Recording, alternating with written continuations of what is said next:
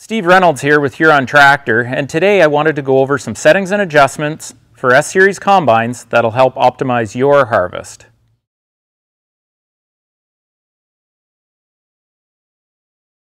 Okay, first thing we'll talk about drum height. Drum height can either be up or down. Currently it's in the down position, and we use the down position for wheat and soybeans. We use the up position for corn. To change the up position, you just pull this pin and rotate that lever upwards. We're going to keep it in the down position for wheat. This may look a little different from yours if you've got fore-aft hydraulic adjustment, okay? But it's the same principle. Look in here and rotate that either up for the drum up or down for the drum down. Another thing I wanted to talk to you about is the faceplate angle. So, some of you may have hydraulic fore-aft adjustment on the feeder house, okay? This one here we're looking at is manual. So this hardware, and the turnbuckles allows you to adjust that feeder house faceplate angle. Why would we want to adjust it? Well, initially we would want to adjust that to make sure it's set right. Say we change tire sizes, or we adjust the rear axle, okay, to change the levelness of the combine. We can adjust this. And what you want basically is when this feeder house is at a certain position, and that depends on what model you have, and basically you measure from the ground to this pivot point here, this bolt. Once it's at a certain height, you want to make sure that this faceplate is perpendicular to the ground. Now, some other people also adjust this depending on the crop they're going into, as you can adjust kind of that angle of the knife on a header, or in corn you can even tilt the corn head back a little bit to keep cobs in that header. But the ultimate principle behind this was to adjust for axles and tire sizes, okay, to make sure you have the right faceplate angle. Another thing I want to talk to you about is crop flow through the combine. Okay, this is very important because if you have good steady crop flow through the combine, you're going to have good threshing, you're going to have good cleaning, you're going to have a good sample, right? And you're going to have a good residue spread, and that's extremely important. Basically what we want is to control that flow, and we want that flow to accelerate through the combine. So for example, we control our feed rate basically by our harvest speed, right? So it comes in on the header, falls in, and then the feeder house, we can adjust that chain, the sprocket here, and we can adjust the speed of that chain to take material back. Then we go to the feed accelerator. We have two speeds, high and low. That will accelerate the material into the rotor. And then obviously we set our rotor speed and the material's discharged from there. So we're in control of two of those speeds here. Feeder house chain speed, it's controlled by this sprocket. So the back shaft here runs this drive sprocket up to a driven sprocket that drives the feeder house chain. Now, from the factory, you're going to have this two sprocket combination, 32 tooth and 26 tooth. I recommend in Ontario we run another combination, 26 tooth, 22 tooth. Basically, I want the 26 tooth running for wheat and soybeans. Okay, so that gives us a high speed on our chain to bring material in, and I want a 22 tooth running for corn to slow things down a bit. All right, so that's how you adjust your feeder house chain speed. Now, the next step is our feed accelerator. And this lever is basically putting tension on the idler pulley. We lift this up and it comes down, and we can move that belt over. There's a little diagram on there showing you high speed and low speed where that belt should be. The feed accelerator should be set to high speed for wheat and low speed for corn and soybeans. Here at Huron Tractor, we order in most of our combines with a feed accelerator slowdown kit. What this slowdown kit does is provide a lower speed to prevent grain damage, say in corn or soybeans. Yet it still provides that high speed we need for harvesting wheat. The last thing I want to talk to you about while I'm here is the stone trap. This should be emptied at least once a day, all right? And what happens there, I know material gets packed in there, but there's still enough room for stones to compact in and be encapsulated in that stone trap, okay? If you leave it too long, things get extremely dense in there and thick, and stones can't make their way into the stone trap and get discharged to the combine. We don't want that. Check it out, clean it out to protect your combine.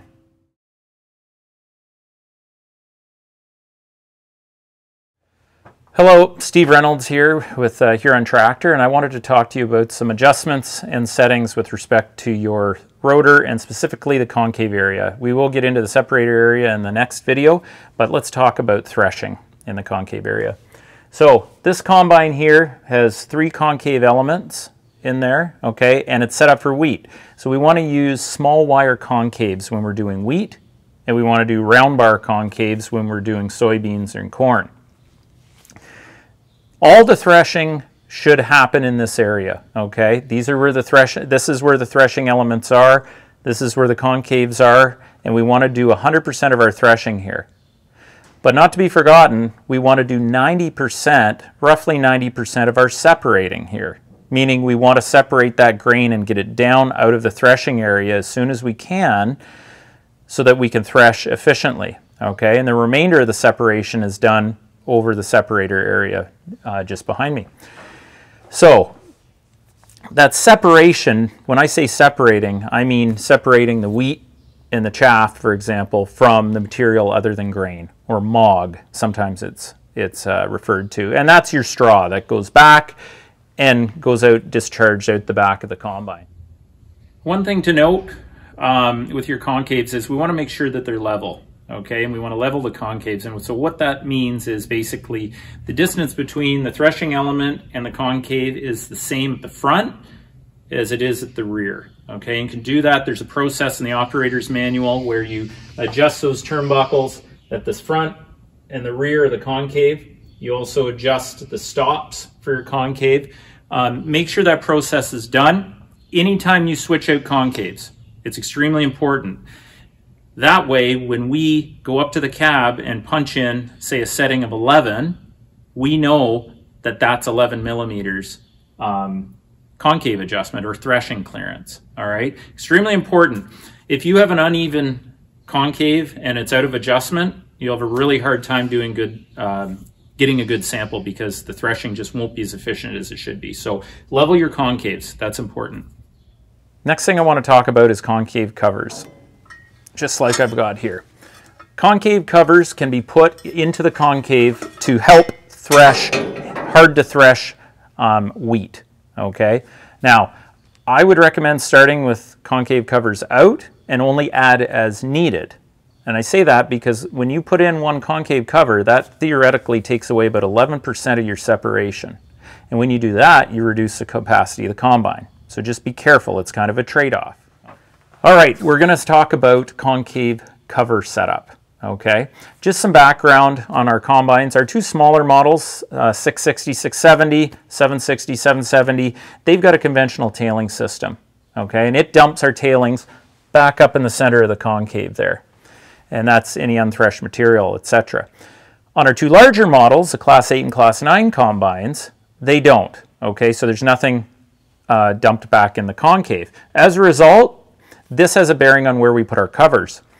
On the 2 smaller models, Class 6 and 7 combines, generally I would suggest putting a cover in position 5, which is right in the center of the concave, so that any tailings coming in gets rethreshed and has a cover there to support that, okay? And we don't limit that initial upfront separation capacity in section 1 and 2. If you need more covers, then you can start adding a second one in position 1 and a third one in position 2 and go from there. On our larger combines, I would just start with position 1, position 2, position 3 as needed. But remember, the more covers you put in, the less separation capacity you have in that concave area. So it's a trade-off, so just be conscious of that.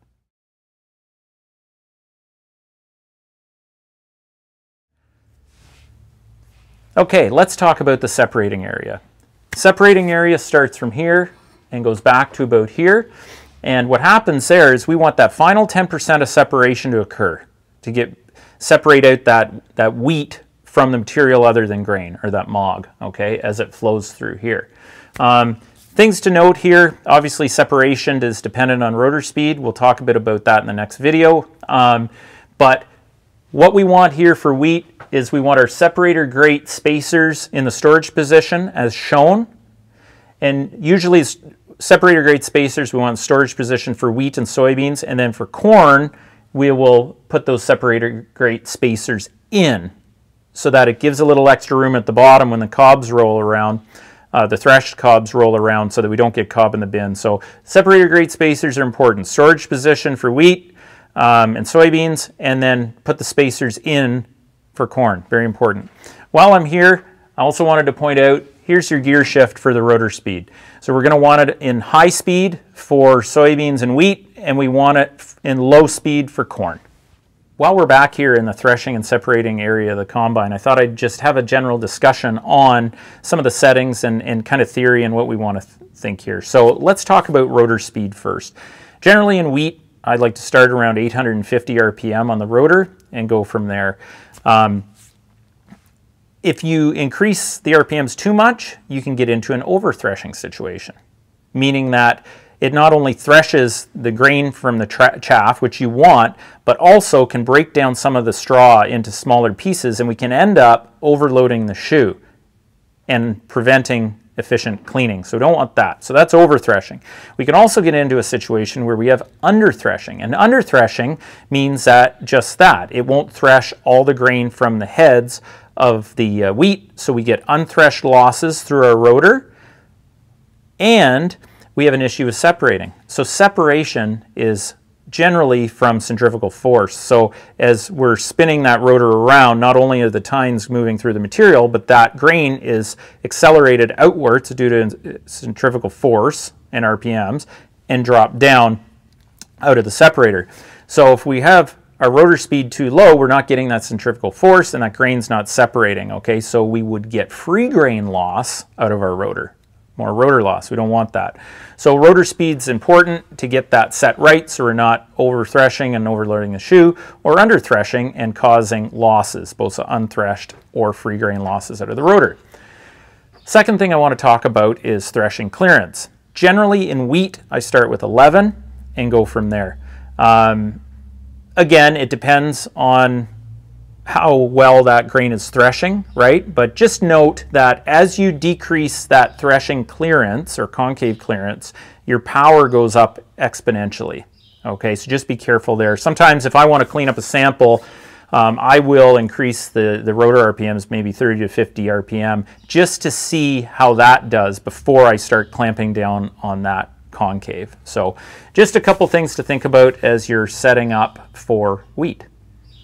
And one last thing to note is that over-threshing and under-threshing can also be a result of your concave clearance.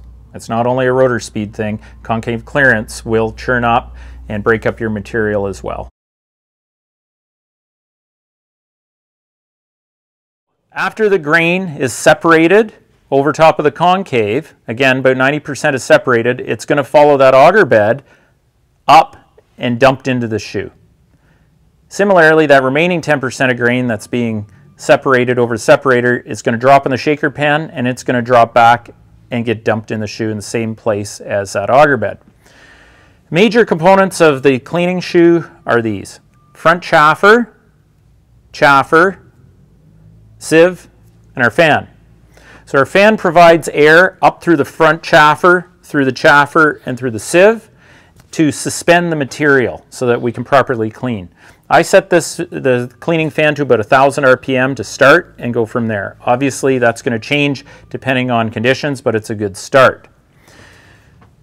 That grain is dropped initially on the front chaffer, okay, and that gives that initial air blast, busts up the material, suspends it to get that initial cleaning, and then it goes on to the chaffer itself. Now the chaffer, it does your coarse cleaning. Anything that goes through the chaffer goes onto the sieve. Anything that goes over the chaffer goes out the end of the back of the combine. After it goes through the sieve, after it goes to the sieve, it can either go over the sieve and up tailings, or it can go through the sieve to clean grain to the your bin. Okay, so some things to note when you're setting the the shoe.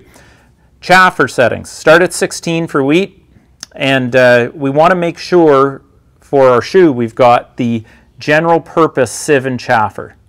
John Deere offers two options for sieve and chaffer. Deep tooth sieve and chaffer, which is used in corn, and general purpose sieve and chaffer, which is used in wheat and soybeans. Okay, so what we want in wheat is we want our general purpose sieve and chaffer installed. With the GP chaffer, we want a setting of 16. Okay, that's a good initial setting. Model year 14 and onward, we had a dual zone chaffer, which means the last little part of the chaffer is mechanically adjusted with a wrench, 10 mil wrench, and you can set that. We start at 5 usually, and what it is, it allows you to fine tune what is going over the tailings from the chaffer. Okay, so I'd suggest set that to 5 to start, 16 on your main setting on your chaffer from the cab, and go with that. Sieve settings, we want to start with 6 on the sieve. And again, just remember, if you close the sieve, you're going to get more tailings, which is inefficient. If you open the sieve too much, you'll get a dirty sample. So that's how you tune that. But remember, it's so easy to think you just go to the sieve to adjust that setting to clean up the tank. Yes, you can do a bit of that, but chances are it's starting with your threshing up front, which is rotor speed and concave clearance. So check that out. And when you're tuning a combine, generally you want your threshing set first. That's the key. Make sure your threshing set first, and then your cleaning will all fall into place. And for those of you with active tailings on Class 8 and Class 9 combines, don't forget to set it to the wheat position for wheat and to the corn position for corn and soybeans.